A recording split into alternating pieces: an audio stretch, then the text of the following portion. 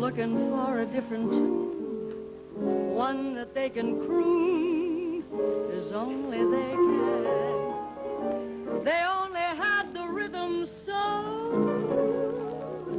they started swaying to and fro. They didn't know which one to choose. That is how the blues really began.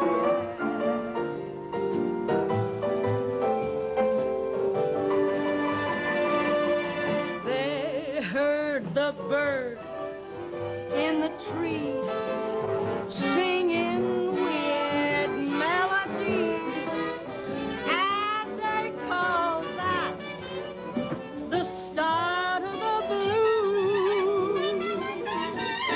And from a jam came a well, from a downhearted frail, and they played that as part of the blues. From a whippoorwill high on a hill, there came a new note.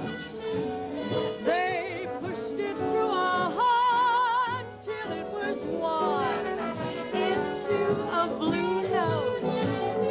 And then they nursed it, and they rehearsed it, and they gave out the news that the Southland gave birth to the blues.